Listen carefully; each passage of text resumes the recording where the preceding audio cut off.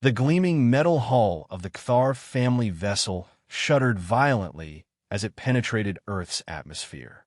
Inside the cockpit, warning lights flashed crimson across the sleek control panels, while the ship's AI issued urgent alerts in the melodic language of Xylos. Magnetic storm intensity exceeding safety parameters. Navigation systems compromised. Recommend immediate course correction. Lyra Kthar's four-fingered hands danced across the holographic interface, her pale blue skin illuminated by the flickering emergency lights. Varek, the stabilizers are failing. I can't compensate for the magnetic interference.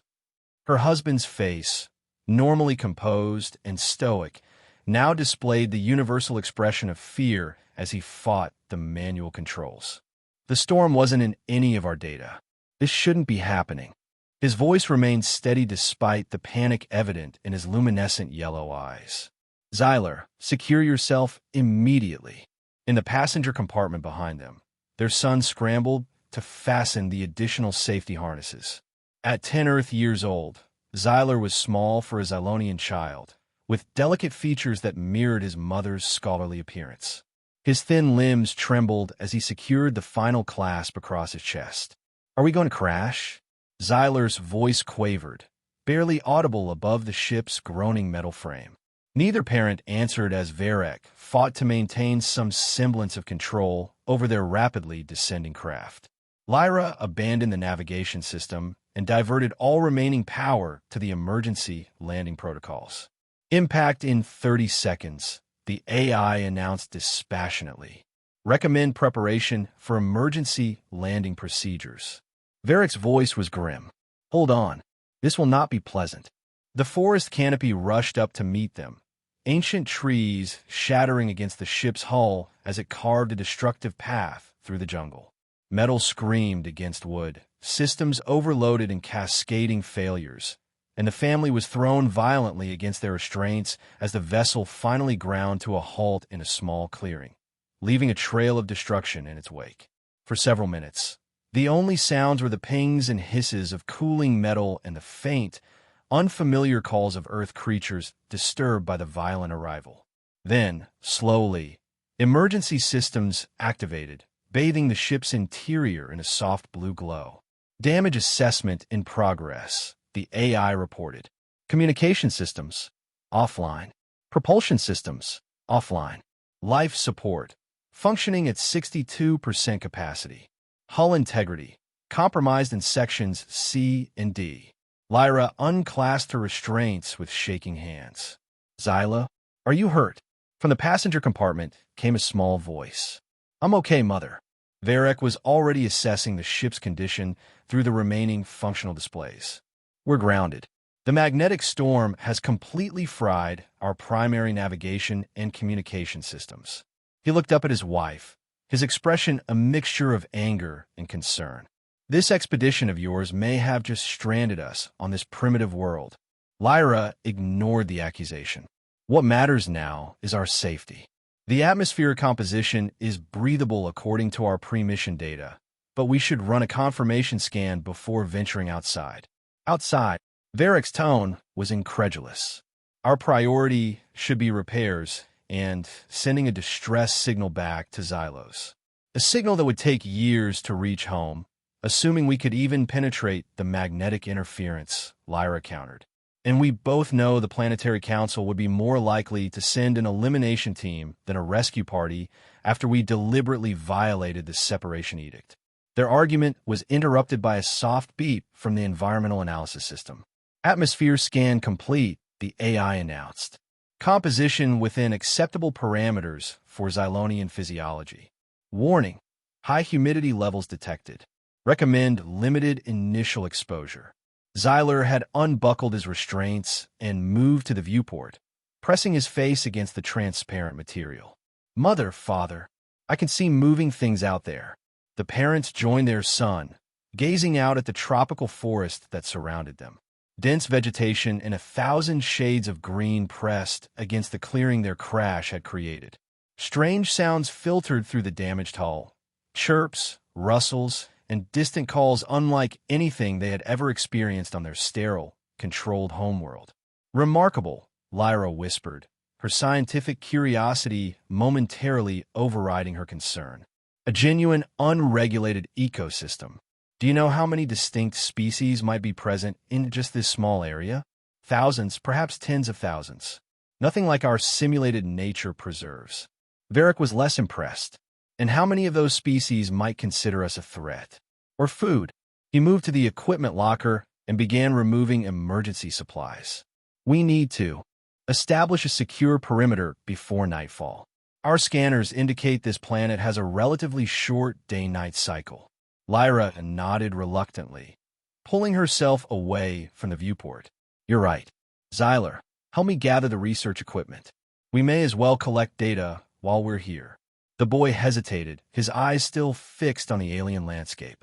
Are there animals out there? Real ones? Yes, his mother replied, unable to hide her excitement despite their predicament.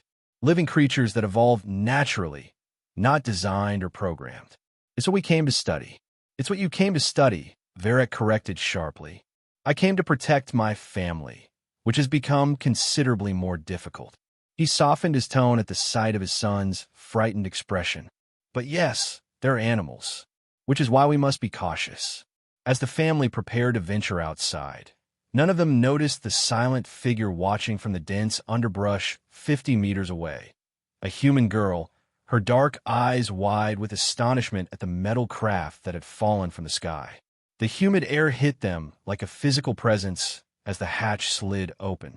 Xyler gasped, his lungs struggling to adjust to the moisture-laden atmosphere after a lifetime in Xylos's precisely regulated environment.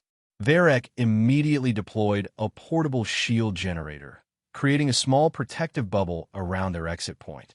Atmospheric conditions more extreme than anticipated, he noted, adjusting settings on his wrist computer. Lyra, run a biological contamination scan. Xyler, stay within the shield perimeter. Lyra was already scanning their surroundings with a handheld device, her eyes alight with scientific wonder. Incredible biodiversity readings. The microbial density alone is concerning, actually. She frowned at her scanner. Our immunological preparations may be insufficient for prolonged exposure. We should limit direct contact with the environment. Xyler stood frozen at the threshold, overwhelmed by sensory input. The air carried hundreds of unfamiliar scents, decaying vegetation, flowering plants, animal musk, and the rich, earthy smell of soil teeming with life. Sounds assaulted his sensitive hearing. The constant background buzz of insects, bird calls echoing through the canopy, the rustle of leaves in the gentle breeze. Most disorienting was the lack of boundaries. On Xylos, nature was contained in designated areas with clear barriers. Here, the wild simply existed, unconstrained and unpredictable. It's so much, he whispered, instinctively pressing closer to his father. Varric placed a protective hand on his son's shoulder. This is why we have the separation edict. Unregulated environments are chaotic and dangerous. He shot his wife a pointed look. We should focus on repairs, not exploration. But Lyra had already stepped beyond the shield perimeter, her scanner humming as she approached a cluster of large-leaf plants. The Council's fears are based on ignorance.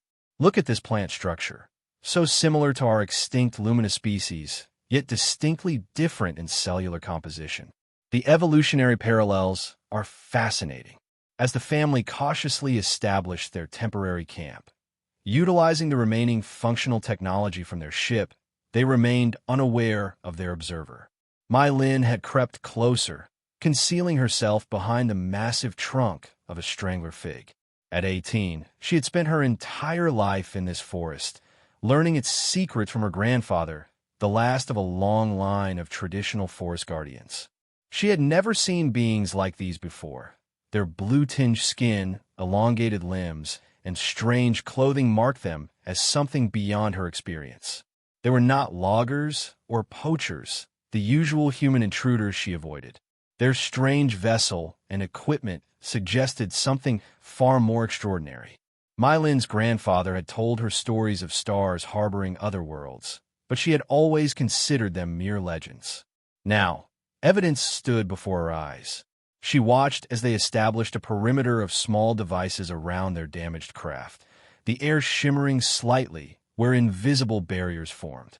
The adult male seemed constantly alert, scanning their surroundings for threats, while the female was absorbed in examining everything she could reach. The child appeared terrified, jumping at every forest sound.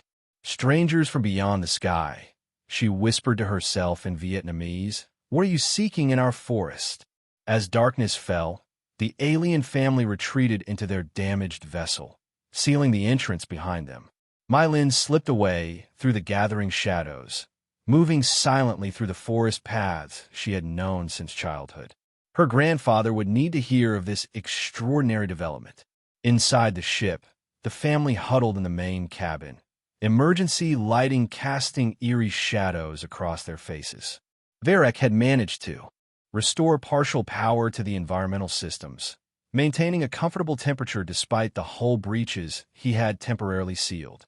"The damage is worse than initially assessed," he reported, displaying a holographic schematic of their vessel. Red indicators flashed across multiple systems. Primary power couplings are fused beyond repair. Communications array completely destroyed. Navigation computer salvageable, but useless without positional data. Lyra's expression fell as she studied the diagram. "Can we transmit any kind of distress signal?" "Possibly, if I can repurpose parts from the secondary systems. But as you pointed out earlier, who would receive it? And would we want them to?" Varek ran a hand across his face in a very human gesture of exhaustion. "We violated the separation edict. Punishment is severe." "The edict is outdated," Lyra argued, though with less conviction than before. "Based on a single disastrous first contact centuries ago, we can't remain isolated forever." "Perhaps not," Varek conceded, "but this unplanned crash was hardly the controlled scientific exchange you envisioned." They both fell silent, looking over at Xyler, who had finally fallen asleep on a makeshift bed, his face still showing traces of the day's stress. "We need supplies," Lyra said softly. "Food, water, materials for repairs. Our reserves won't last more than a few days." Varek nodded grimly. "Tomorrow we'll need to extend our search beyond the immediate area. I noted a water source approximately half a kilometer east of our position. It should be our first objective." "I also detected potential signs of settlement deeper in the forest," Lyra added hesitantly. "Primitive structures, possibly abandoned. The data suggested this area was sparsely populated, but clearly there is some human presence." "All the more reason for caution," Varek said. "We know almost nothing of these humans beyond ancient historical records. They could be hostile." Neither of them spoke their greatest fear, that they might never leave this alien world, that their son might grow up, or worse, not grow up at all, on this dangerous, primitive planet so unlike their sterile, safe home. Miles away, in a stilted wooden house built into the living branches of an ancient tree, My Lin sat cross-legged before her grandfather, completing her report of the strange visitors. Grandfather Tran, his weathered face a map of wrinkles earned through decades in the forest, listened intently without interruption. When she finished, he remained silent for several minutes, his gnarled hands curled around a cup of steaming tea. "Blue skin like the evening sky," he finally said. "Eyes that glow like fireflies. A metal bird that falls from above." He sipped his tea thoughtfully. "The old stories speak of visitors from the stars. I had not thought to see such things in my lifetime." "What should we do, grandfather?" My Lin asked. "They seem lost, afraid. The child especially." The old man's eyes, still sharp despite his 90 years, focused on his granddaughter. "First, we observe. Learn their purpose, their nature. The forest has faced many threats. Loggers, miners, those who would drain the wetlands or hunt our animals to extinction. But these visitors, they may represent something different." The woman was studying the plants, not destroying them, My Lin offered. She seemed fascinated, like a scientist, or like one who catalogs before taking, her grandfather cautioned. "Not all theft is immediate or obvious." My Lin nodded, understanding his wisdom. Their family had protected this section of forest for generations, maintaining the old ways while the world beyond changed rapidly. They lived in harmony with the land, taking only what they needed, preserving ancient knowledge of plants, animals, and the delicate balance between them. Continue to watch them, Grandfather Tran instructed, but do not reveal yourself yet. Even a cornered mouse will bite when frightened, and these beings are far from home. Mai Lin bowed her head in acknowledgement, already planning her observation route for the morning. As she prepared for sleep in her small room, her thoughts kept returning to the alien child, whose fear had been so evident even from a distance. So different in appearance, yet the expression of terror was unmistakably universal. "What wonders or horrors have you seen among the stars?" she whispered to the night. "That make you fear our forests so?" Dawn broke over the jungle with explosive color and sound. Birds called in riotous chorus, insects buzzed in clouds over flowering vines, and primates chattered in the high canopy as they began their daily foraging. For the Cathar family, emerging cautiously from their vessel, the sensory assault was overwhelming. "The biodiversity here is extraordinary," Lyra commented, adjusting her scanner to filter the biological signatures. "I'm detecting over 300 distinct species within scanning range, and that's just the macrofauna." Varek was more focused on practical matters. "The water source is this direction," he said, indicating a path he had partially cleared using a small energy tool. "Xyler, stay between us at all times. Maintain physical contact with one of us, if possible." The boy nodded solemnly, his eyes darting nervously between the towering trees. He had slept poorly, his dreams filled with shapeless threats lurking in the dense foliage. The morning light did little to dispel his anxiety.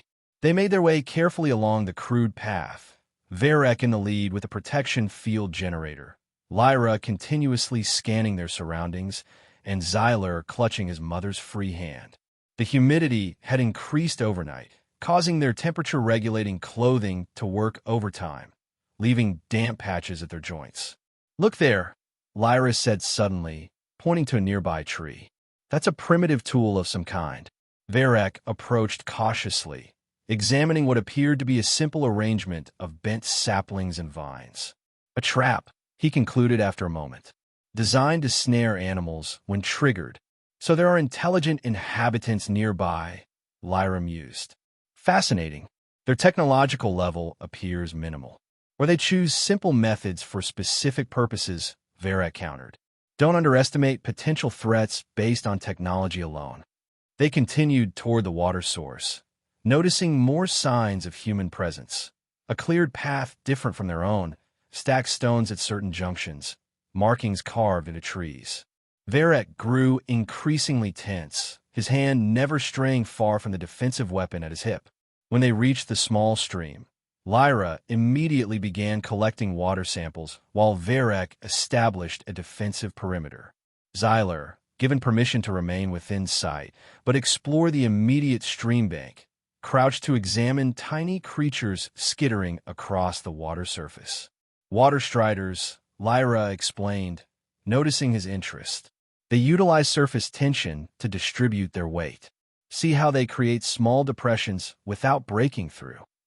Xyler nodded, momentarily forgetting his fear as scientific curiosity, a trait inherited from his mother, took precedence. "They move so fast. Are they intelligent?" "Not by our definition," Lyra smiled, "but they're perfectly adapted to their ecological niche. That's its own kind of intelligence." Varek interrupted their scientific discussion. "We should return to the ship soon. I've collected sufficient water, and we're too exposed here."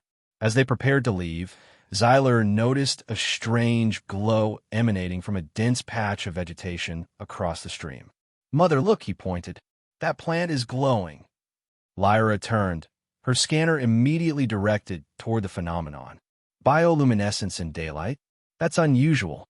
Perhaps a fungal species, or—" "We don't have time for additional research," Varek cut in. "We need to return and continue repairs." Lyra sighed, but nodded in agreement. "You're right. We can explore further once our situation is more stable." She turned to Xyler. Come along now. But the boy's attention remained fixed on the glowing organism, which seemed to pulse with an almost hypnotic rhythm. It's so beautiful, he murmured. On the trek back to their ship, the tension between Varek and Lyra grew palpable. Their whispered argument about priorities, repair versus research, escalated until they walked several paces apart, each stubbornly maintaining their position. Xyler trailed behind, his thoughts returning to the glowing organism by the stream. In his distraction, he failed to notice when his parents rounded a bend in the path, temporarily losing sight of him. A flicker of blue-green light at the edge of his vision caught his attention. There, hovering just off the path, was what appeared to be a bioluminescent butterfly, its wings pulsing with the same entrancing glow he had seen by the stream. Without thinking, Xyler stepped off the path, following the fascinating creature as it fluttered deeper into the undergrowth.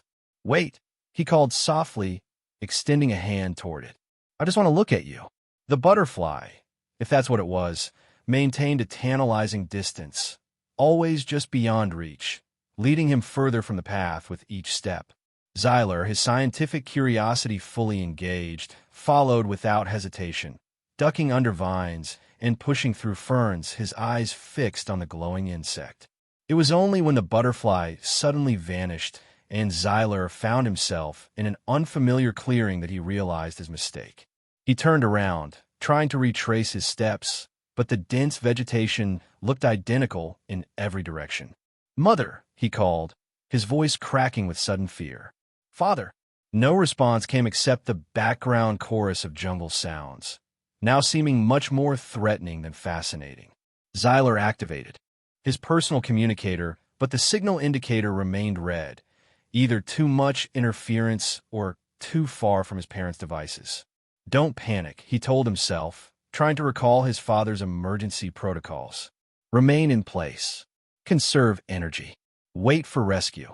But as minutes passed and shadows lengthened across the clearing, Xyler's resolve weakened. What if his parents couldn't find him? What if night fell? The thought of darkness, surrounded by unknown creatures, was unbearable. He decided to try finding the stream again. At least there he had a landmark his parents knew he had seen. Choosing what seemed like the most likely direction, Xyler began walking, each step hesitant as unfamiliar sounds emerged from the foliage around him. Unknown to Xyler, his wandering had taken him into the territory of one of the forest's most formidable predators. A large clouded leopard, disturbed from its afternoon rest by this strange-smelling intruder, began to stalk the alien child from the shadows. Back on the main path, Lyra and Varek had realized with horror that their son was no longer behind them. "Xyler!" Lyra's panicked cry echoed through the trees. "Xyler!"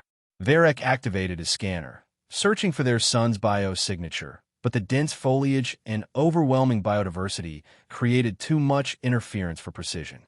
"This way," he said grimly, detecting a faint trace. "He can't have gone far." "This is my fault," Lyra said, voice shaking as they pushed through the undergrowth. "I encouraged his curiosity about this place without emphasizing the dangers."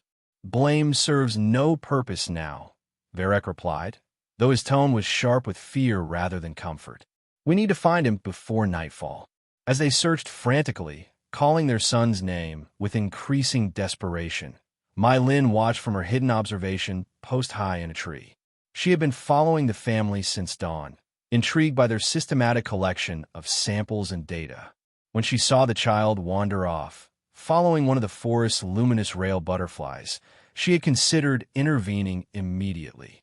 But caution held her back until she recognized the path the boy was taking. "The leopard's hunting ground," she whispered, suddenly alert to the danger. The clouded leopard was not typically aggressive toward humans who understood the forest's ways, but this child was neither human nor forest-wise. Moving silently through the canopy, using vines and branches as natural pathways, Mai Lin tracked the alien boy. She tried making sounds to guide him back toward his parents, mimicking bird calls and sequences no real bird would use, but the child seemed oblivious to her signals, continuing deeper into the predator's territory. When she spotted the leopard beginning its stalk, Lin knew she had no more time for subtlety. The boy had wandered into a small clearing, looking lost and terrified, while the great cat crept along the periphery, its spotted coat blending perfectly with the dappled shadows. Xyler sensed something was wrong before he saw the danger. A primal instinct, buried deep beneath layers of Xylonian civilization, but never completely erased from any sentient species that evolved as prey, sent a cold shiver down his spine. He froze, his luminous eyes wide, scanning the edge of the clearing. That's when he saw it. The leopard emerged partially from the foliage, its amber eyes fixed on him with predatory focus. Larger than any animal Xyler had ever seen outside of historical archives, the cat's muscular body tensed visibly as it prepared to pounce. Xyler's vocal cords seemed paralyzed by terror. He couldn't scream, couldn't call for help, couldn't even whimper. His limbs refused to respond to his brain's desperate commands to run. The leopard charged with explosive speed, covering the distance between them in heartbeats. Xyler felt himself falling backward, his legs finally giving way beneath him. The predator's massive paws slammed into his chest, knocking the air from his lungs as he hit the ground. Hot breath washed over his face as jaws large enough to crush his skull instead closed with surprising gentleness around his forearm. The leopard growled low in its throat, seeming almost confused by the strange taste and smell of its prey. Its teeth pressed against Xyler's skin, but did not immediately pierce deeply. The cat was testing, assessing this unusual creature before committing to the kill. The pain finally broke through Xyler's paralysis. He screamed, a high-pitched wail of terror and agony that echoed through the forest. In that moment, as the leopard's jaws began to tighten, a human figure burst from the undergrowth. Lin had abandoned stealth for speed, racing through the forest to reach the clearing before the leopard could deliver a killing bite. She emerged into the open space with calculated confidence, neither charging recklessly nor showing fear. The leopard's head snapped up at her arrival. Its jaws still clamped around Xyler's arm, but its attention diverted to this new potential threat. A deep growl rumbled through its chest. Lin stood tall, her hands empty but her posture commanding. She made a series of clicking sounds with her tongue against the roof of her mouth, sounds her grandfather had taught her, passed down through generations of forest guardians. "Sao," she said firmly, using the name she and her grandfather had given this particular leopard years ago, after they had removed a poacher's snare from its paw. "Sao, this is not your prey." The leopard's ears flicked forward at the sound of its name. Its grip on Xyler's arm loosened slightly, but it did not release the boy. Lin took a careful step closer, maintaining direct eye contact with the predator. She continued the rhythm of clicks and soft vocalizations, not an attempt to dominate the animal, but a reminder of previous encounters, of a relationship built on mutual respect. "He is lost, like you were when your paw was caught," she continued in a calm, steady voice. "Remember how we helped you? This one needs help too." The standoff stretched for what seemed an eternity to Xyler, who lay motionless beneath the leopard's massive paw, feeling its hot breath against his skin, seeing its enormous teeth still wrapped around his arm. The strange human female stood just meters away, somehow communicating with the predator in ways he couldn't comprehend. Gradually, the leopard's grip relaxed further. Its growl subsided to a rumbling purr, and its eyes, still fixed on Lin, seemed less aggressive, more evaluating. "That's right," she encouraged. "You know me. You know my scent, my voice. This one is under my protection now." With agonizing slowness, the leopard opened its jaws, releasing Xyler's arm. It maintained its position over him, one heavy paw still pinning him to the ground, unwilling to fully abandon its claim. At that crucial moment, crashing sounds erupted from the forest edge as Lyra and Varek burst into the clearing, following their son's scream. They froze at the tableau before them, their child pinned beneath an enormous earth predator, a strange human female standing nearby in what appeared to be communication with the beast. Varek's hand went immediately to his weapon, but Lyra grabbed his arm, stopping him. "Wait," she hissed. "Look, The human is doing something. Mylin, without taking her eyes from the leopard, raised one hand toward the alien parents in a universal gesture for halt. With her other hand, she made a subtle motion downward. Stay low, don't threaten. Remarkably, the aliens seemed to understand. They remained at the clearing's edge, tense but unmoving, watching as this unexpected intermediary continued her strange communion with the predator. Mylin took another step toward the leopard and Xyler, then slowly crouched down to the cat's eye level. "You've made your point, Sal," she said softly. "Your territory is acknowledged. Now let me help him as we helped you." The leopard rumbled deep in its chest, a sound between a growl and a sigh. Then, with fluid grace, it lifted its paw from Xyler's chest and backed away several steps, still watching Mylin intently. Moving with careful deliberation, Mylin approached the injured alien child. She knelt beside him, keeping her body language non-threatening to both Xyler and the leopard. Gently, she examined his wounded arm, noting the puncture marks where the cat's teeth had broken the skin. "You're going to be okay," she said in English, hoping the universal translator technology she had observed the aliens using earlier would convey her meaning. "The wounds are not deep." Sal was curious, not hunting for food. Xyler stared up at her with wide, terrified eyes, but remained perfectly still, either from fear or understanding of the delicate balance she was maintaining.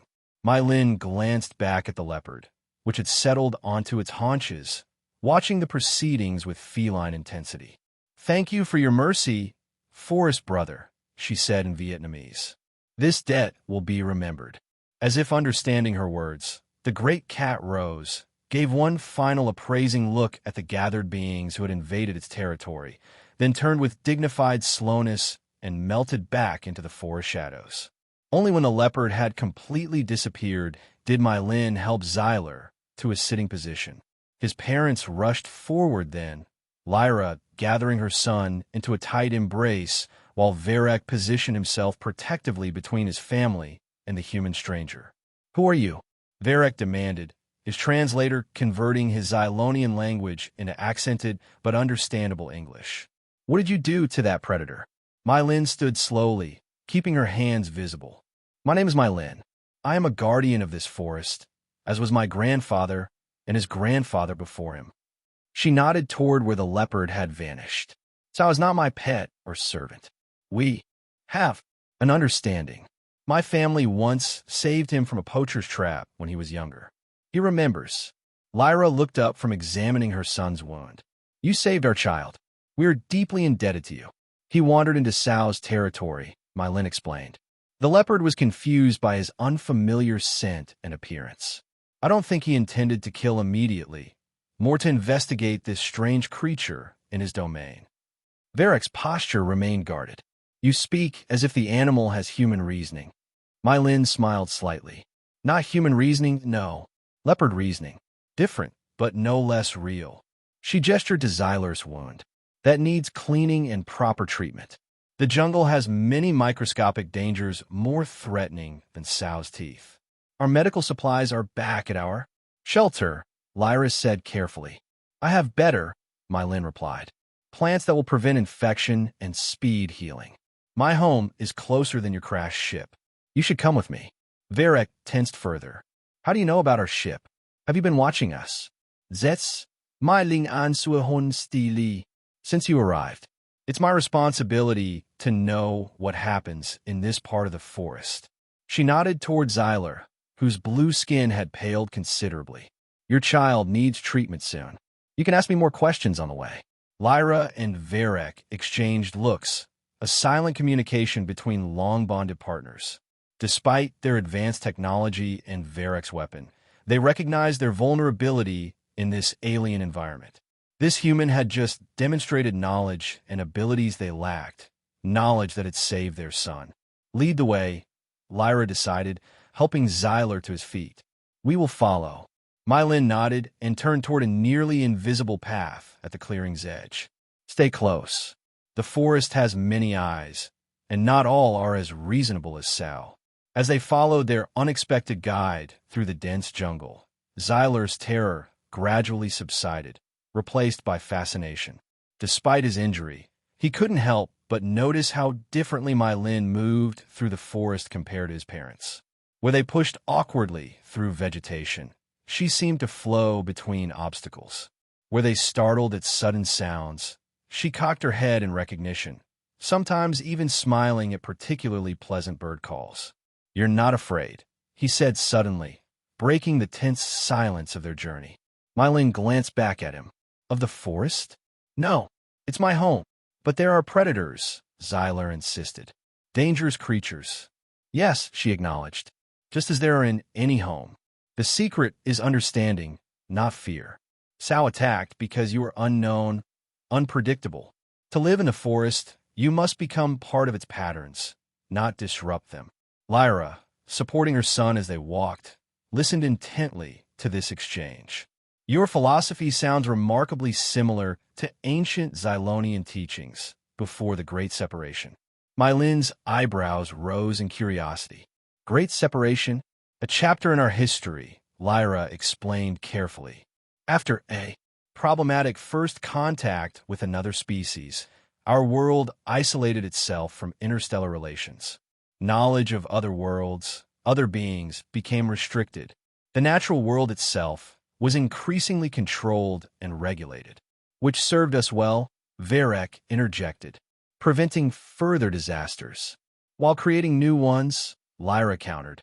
"The extinction of our natural ecosystems, the loss of biological knowledge that can't be simulated." My Lin led them across a small stream, pointing out slippery stones and offering a hand to Xyler. "Why did you come here, then? You're clearly not an official expedition if your presence violates your world's policy." Lyra's expression grew passionate. "To learn, to document a living ecosystem before it's too late. Our world has replaced natural environments with synthetic ones for centuries. The knowledge of how true ecological balance functions is fading from our records. And our society is healthier for it," Varek added. "Disease outbreaks eliminated. Predation obsolete. Resources optimally distributed." My Lin made a noncommittal sound. "At what cost?" The question hung in the air as they continued their journey, each lost in their own thoughts until My Lin suddenly stopped, pointing upward. "We're here." The alien family followed her gesture, gazing up in astonishment. Above them, partially concealed by the forest canopy, was a structure that seemed to grow from the trees themselves. A house built upon and around massive branches, its walls constructed of weathered wood and woven fibers, accessible by a spiral staircase that wound around the trunk of the central tree.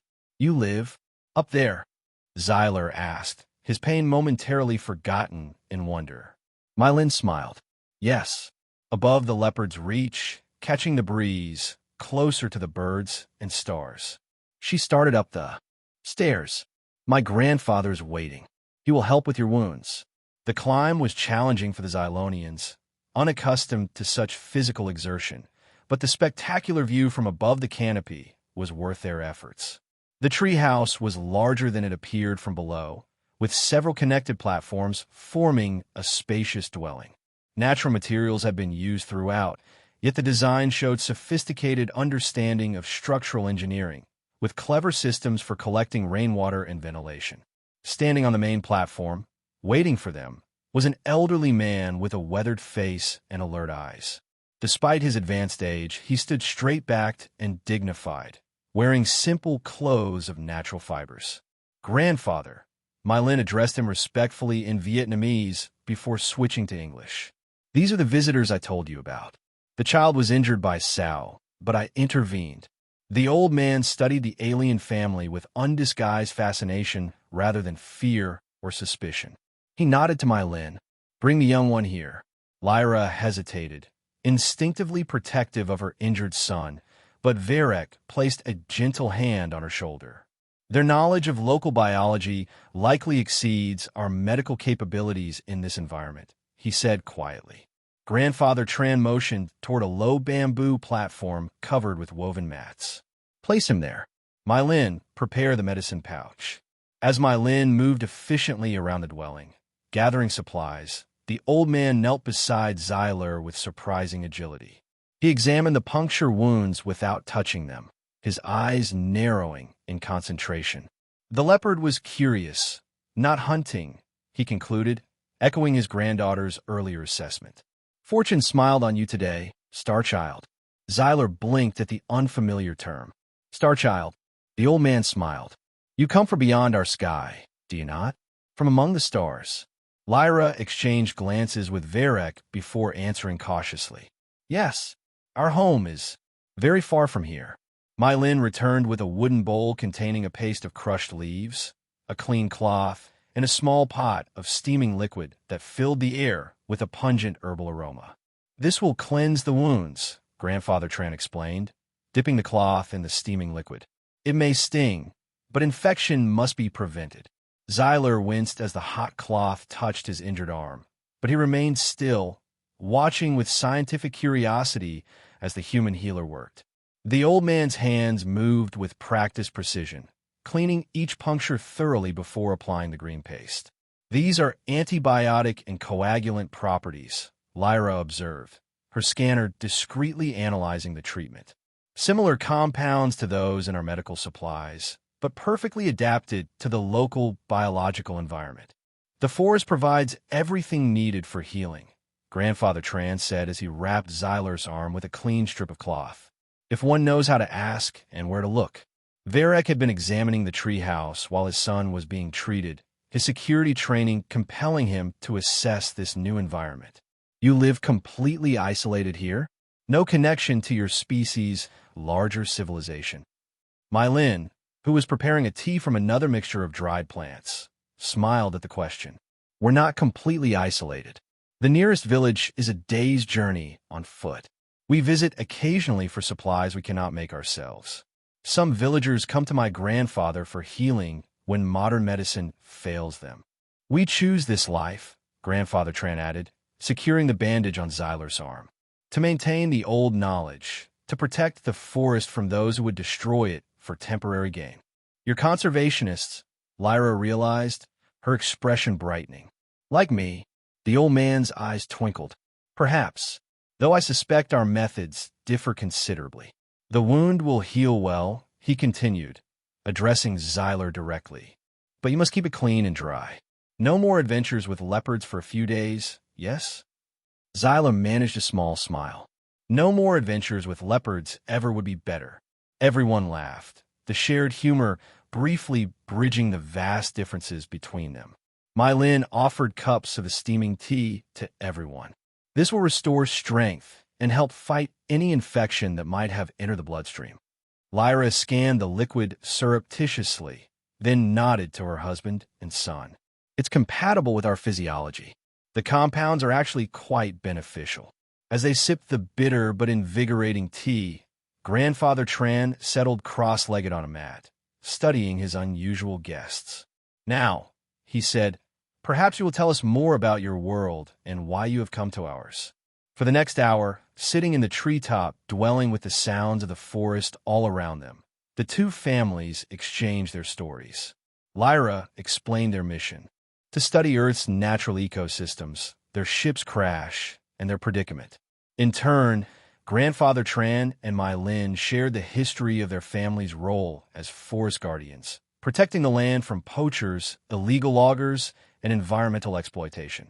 Your dedication to preservation mirrors the original mission of our Science Academy, Lyra said admiringly. Before protection became isolation, before fear overshadowed curiosity. Fear is a natural response to the unknown, Grandfather Tran observed. But remaining in fear is a choice. The brave acknowledge their fear, then move beyond it to understanding. Varek, who had remained somewhat guarded throughout the exchange, finally spoke. Our immediate concern must be communication. We need to contact our people, though as I've explained, official response may be problematic given our unauthorized expedition. Mylin glanced at her grandfather, then said, we might be able to help. The village has communication equipment, internet access, satellite phones. Not advanced by your standards, I'm sure, but better than nothing. And before that, Grandfather Tran added, you will need shelter. Your damaged vessel is exposed, vulnerable. You are welcome to stay here until your son's wounds have healed and we can formulate a proper plan. The Kthar family was visibly moved by this generous offer from people who, until hours ago, had been complete strangers, aliens in the most literal sense. Why would you help us? Varric asked, his natural suspicion giving way to genuine curiosity. Grandfather Tran smiled. When I was a young man, I became lost in the mountains during a terrible storm. A family of strangers took me in, fed me, sheltered me until the weather cleared. When I asked them the same question, the old woman of the house said simply, "Because you needed help, and we could give it." He spread his hands in a gesture that transcended cultural differences. Is there a better reason? That night, the Kthar family slept in the tree house, their bodies exhausted from the day's ordeal, but their minds active with new perspectives. Lyra and Varric whispered together long after Xylar had fallen asleep, weighing options, reconsidering priorities. The crash may have been disastrous for our original mission, Lyra admitted. But think about what we've learned already.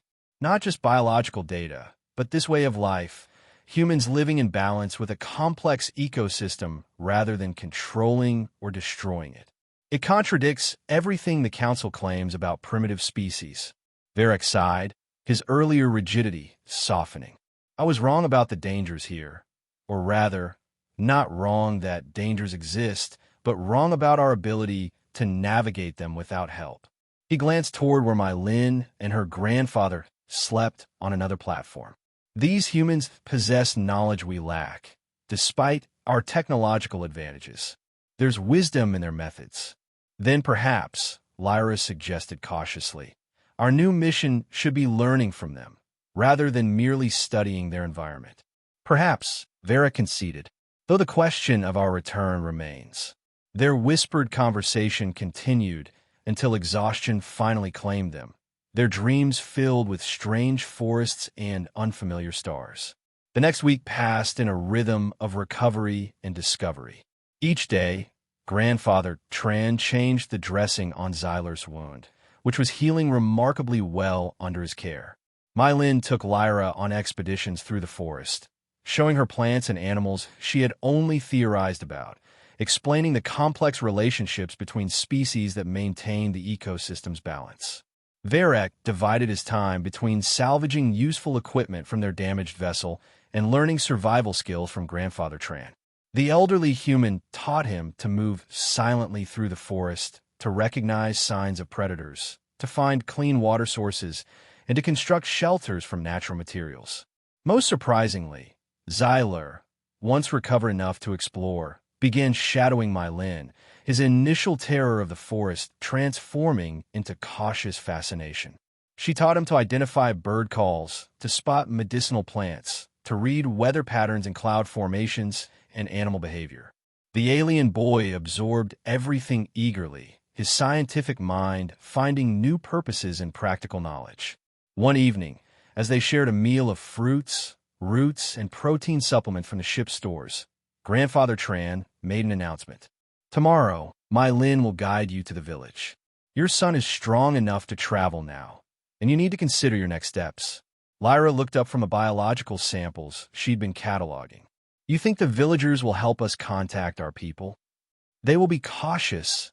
Naturally, the old man replied. But the head woman is wise and fair-minded. My Lin will speak on your behalf. And if they react badly to our appearance? Varric asked pragmatically. Grandfather Tran smiled.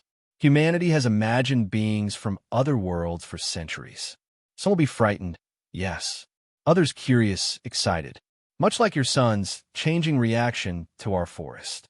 That night, as Xylar slept, my Lin found Lyra standing on the edge of the platform, gazing up at the stars visible through gaps in the canopy. You're trying to find your home, my Lin observed quietly. Lyra nodded. It would be invisible to the naked eye from this distance, but the habit remains. Do you miss it terribly? Parts of it, Lyra admitted.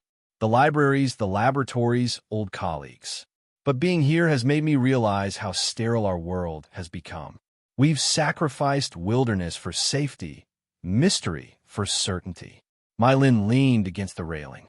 And yet safety and certainty have their appeal. especially for parents.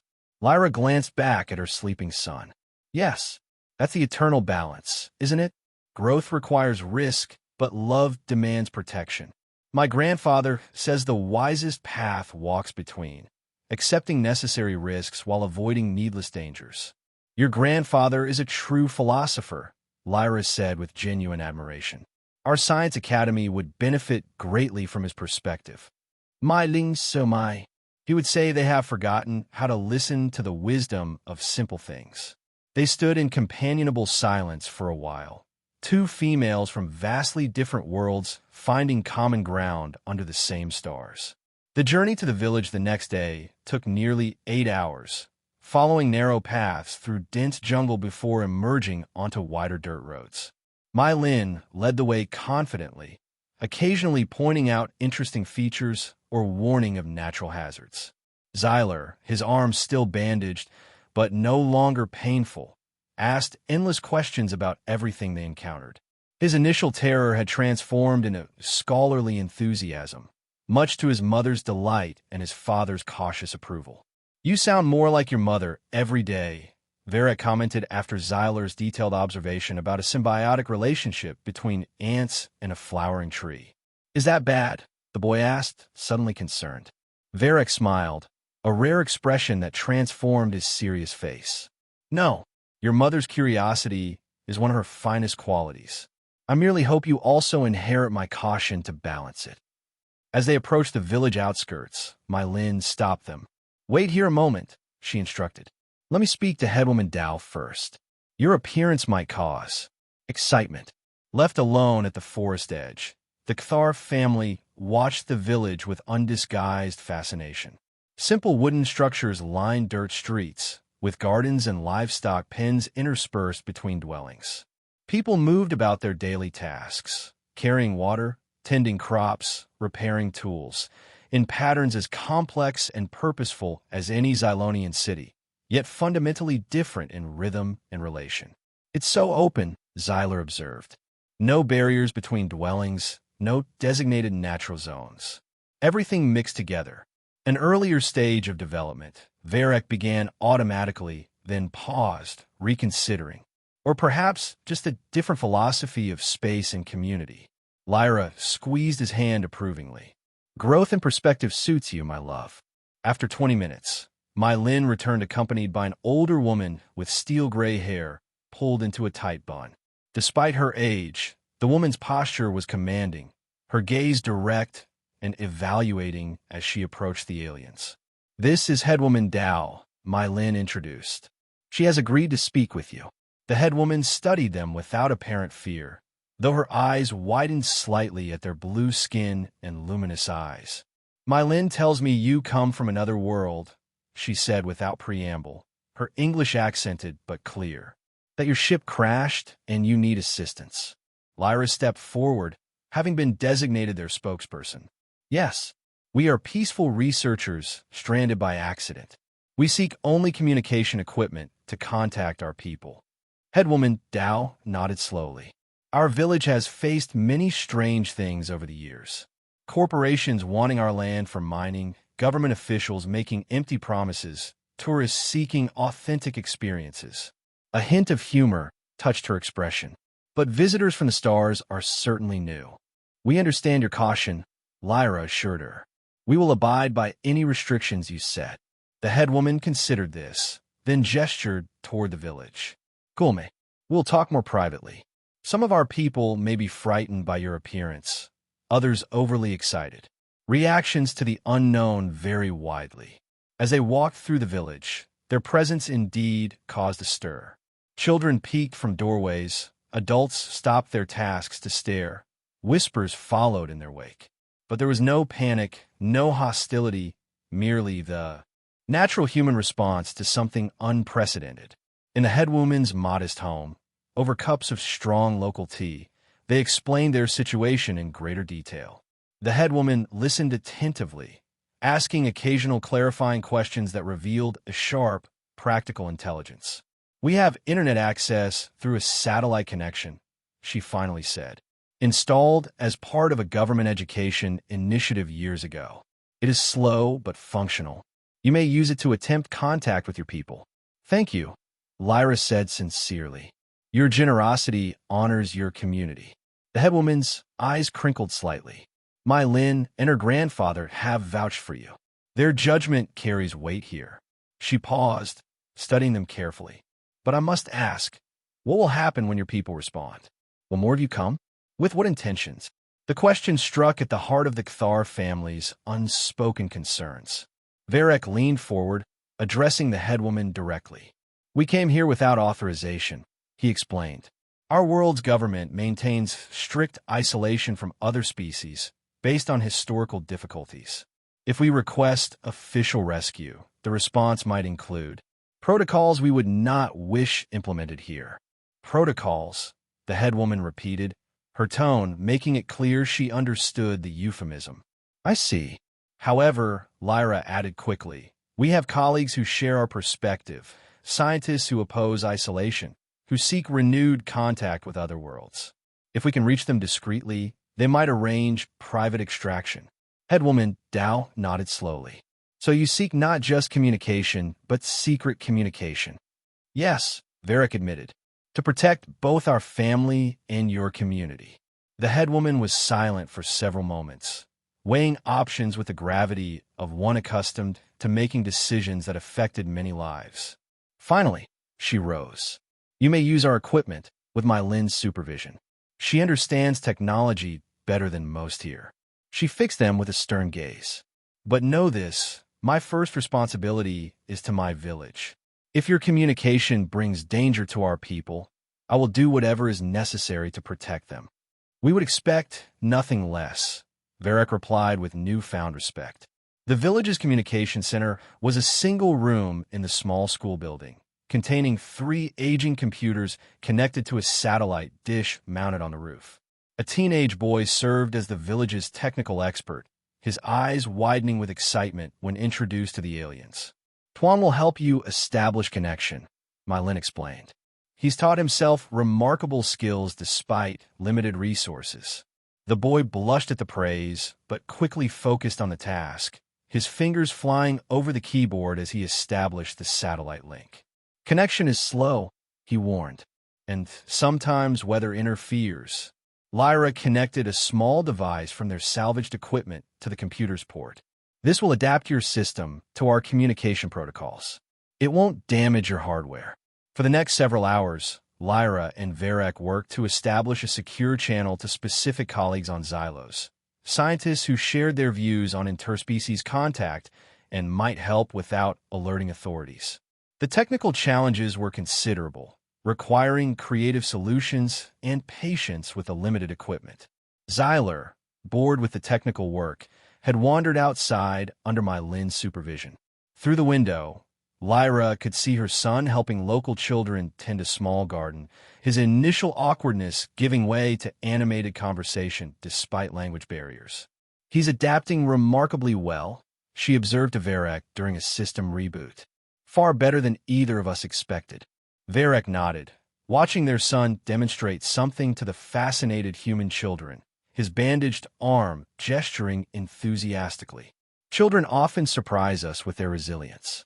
Perhaps our protective measures on Xylos have underestimated their capacity for growth through challenge. Late that evening, after multiple attempts and adjustments, they finally established contact with Dr. Alara Van, Lyra's former research partner and one of the few vocal critics of the separation edict. The connection was tenuous, with significant time lag, but functional enough for text communication. Transmission established. Identify. Read the simple message on the screen. Lyra typed rapidly. Ly Ray Kthar. Varek and Xyler with me. Research vessel damaged. Stranded on Earth coordinates attached. Required discreet extraction. Official channels contraindicated. There was a long pause, during which Lyra and Varek exchanged anxious glances. Then, Lyra, presumed lost. Council declared research vessel destroyed in prohibited zone accident. No official search authorized. Varek grimaced. As expected, they've already written us off rather than acknowledge unauthorized exploration. Lyra continued typing. Need private extraction. Vessel beyond repair. Local population aware of presence, but contained to small community. Cooperative and knowledgeable. Research potential extraordinary. Another pause, then, private resources limited. Can attempt extraction in modified research vessel. Minimum 30-day preparation. Maximum discretion required. Lyra looked at Varek, who nodded gravely. She typed, acceptable. Will maintain current position. Regular check-ins at 26-hour intervals. Understood. Details to follow. Be careful, Lyra.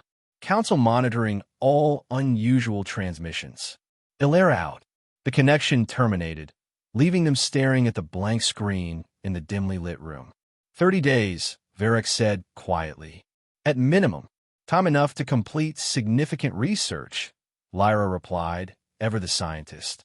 And for Xyler's arm to heal completely. Mylin, who had observed the exchange silently from the doorway, stepped forward. You are welcome to stay with us while you wait. The village has an empty dwelling you could use, or you could return to the forest with my grandfather and me. Lyra and Varek exchanged a look laden with unspoken communication.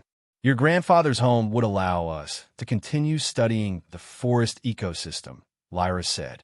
If that wouldn't be an imposition. Mylin smiled. Grandfather would welcome the company, and your son has much more to learn about our forest.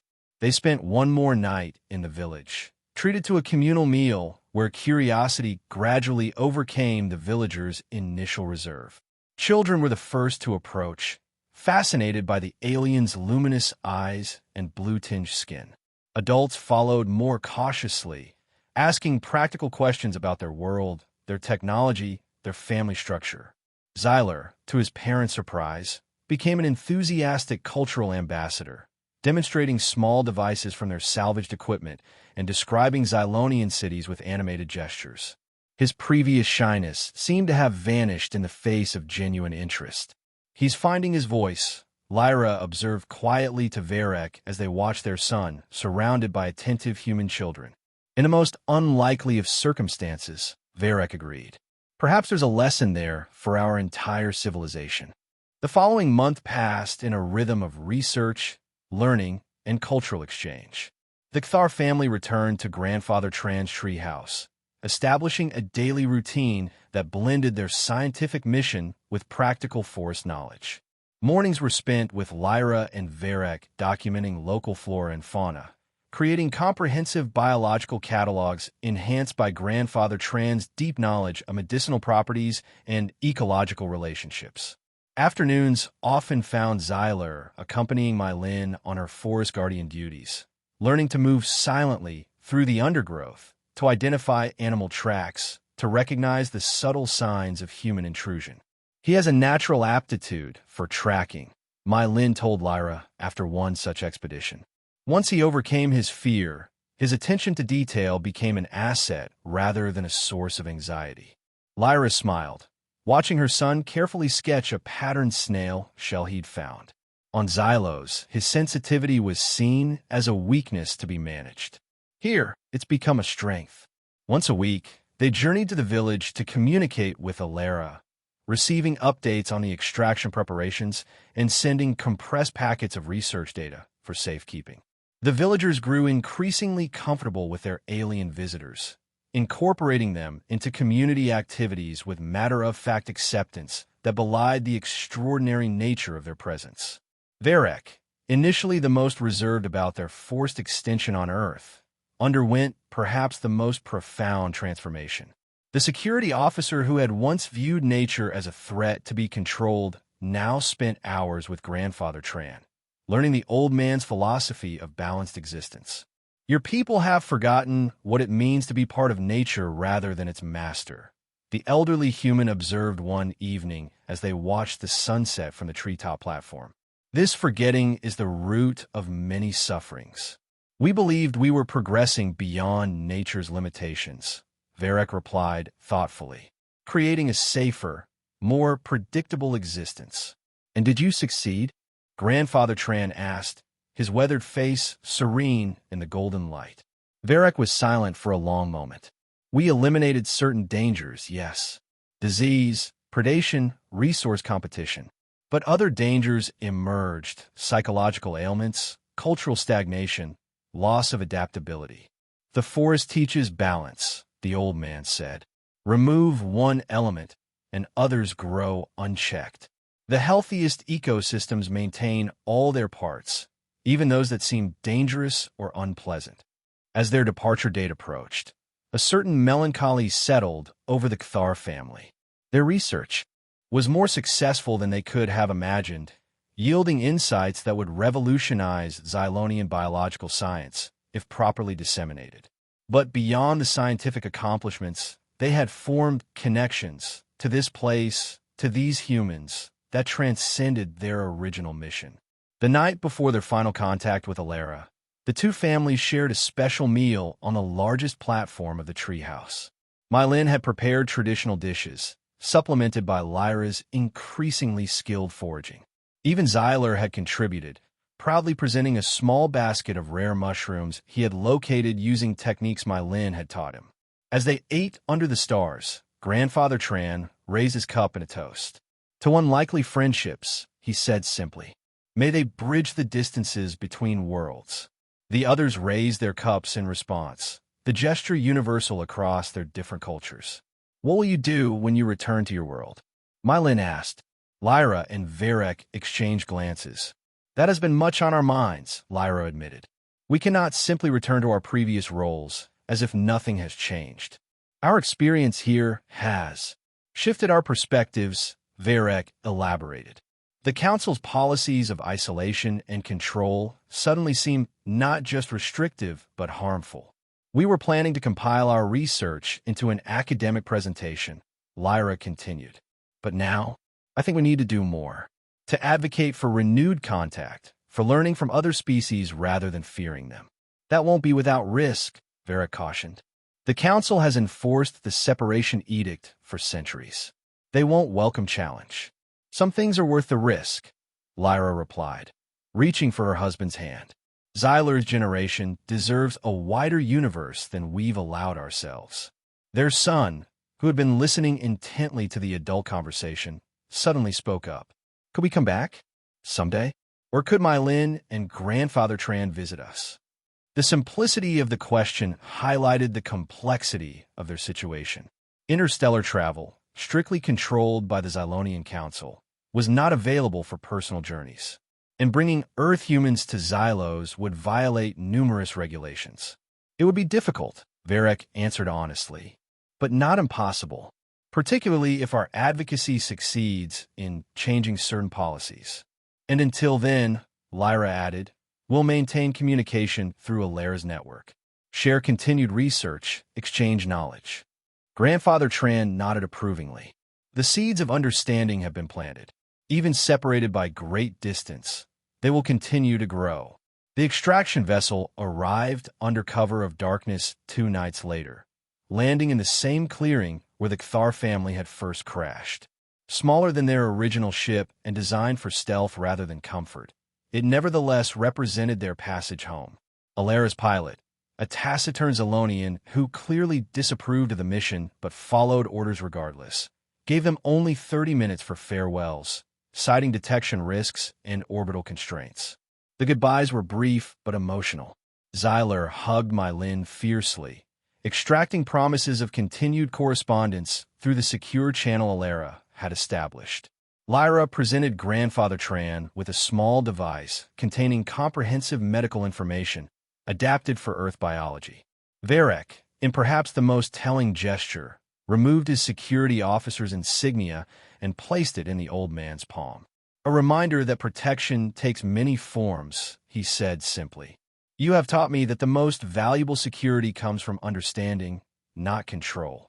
As they boarded the extraction vessel, their last sight of Earth was Mylin and her grandfather standing at the edge of the clearing, silhouetted against the star-filled sky, the great clouded leopard sow unexpectedly appearing beside them, as if to complete the farewell committee. The journey back to Xylos was long and mostly silent, each family member processing their experiences and preparing for the challenges ahead. Their world would not easily accept the perspectives they had gained, the advocacy they now felt compelled to pursue. The path forward would require courage and persistence. But as their home planet finally appeared on the view screen, beautiful but somehow diminished in its controlled perfection, Lyra felt a surge of determination stronger than any fear. They carried with them not just scientific data, but a living example of coexistence, of balance between technology and nature, of the wisdom to be found in what their society had dismissed as primitive. "It won't be easy," Varek said, reading her thoughts as he often did after years of partnership. "No," Lyra agreed, watching Xyler gaze at the approaching planet with new, critical eyes. "But necessary journeys seldom are." As the ship began its careful, unauthorized approach to Xylos, Lyra thought of the leopard's jaws around her son's arm, of Mylin's fearless intervention, of the moment when understanding replaced terror. Sometimes, she reflected, the most valuable lessons came from the most dangerous encounters. And sometimes, bridges between worlds began with the simple act of one being helping another in need, transcending differences to recognize a shared existence under the same stars.